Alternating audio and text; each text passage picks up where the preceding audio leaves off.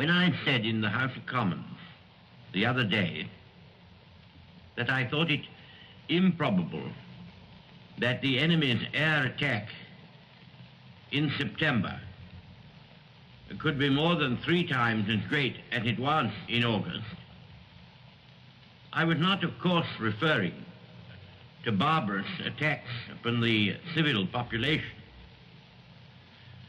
but to the great air battle which is being fought out between our fighters and the German Air Force. This effort of the Germans to secure daylight mastery of the air over England is, of course, the crux of the whole war. So far, it has failed conspicuously. It has cost them very dear, and we have felt stronger, and are actually and relatively a good deal stronger than when the hard fighting began in July.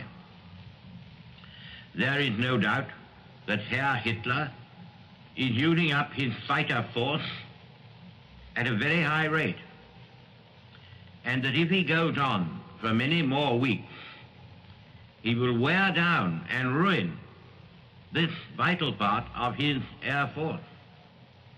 That will give us a very great advantage.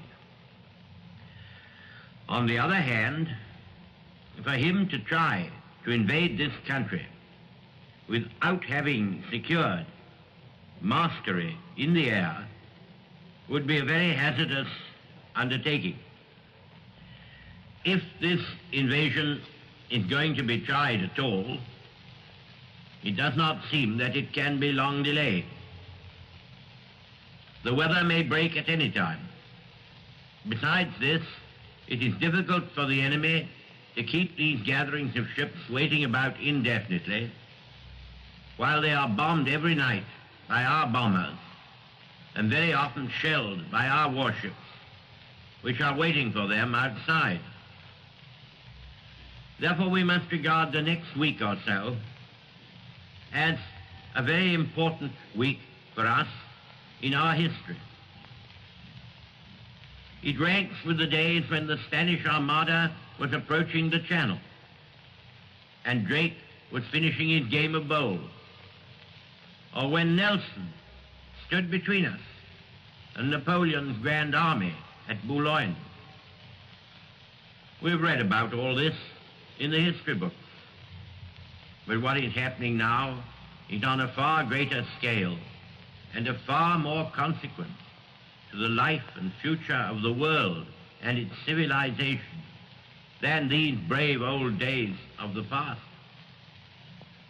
Every man and woman will therefore prepare himself to do his duty, whatever it may be, with special pride and care.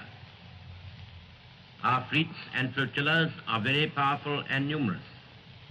Our Air Force is at the highest strength it has ever reached, and it is conscious of its proved superiority, not indeed in numbers, but in men and machines.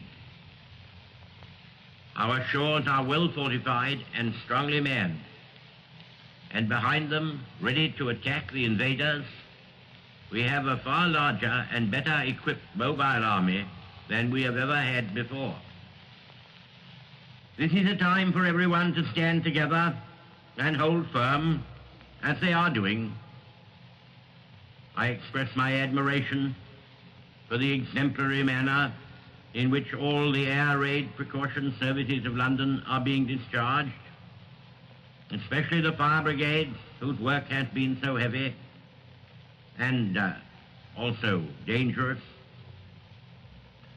All the world that is still free marvels at the composure and fortitude with which the citizens of London are facing and surmounting the great ordeal to which they are subjected, the end of which, or the severity of which, cannot yet be foreseen.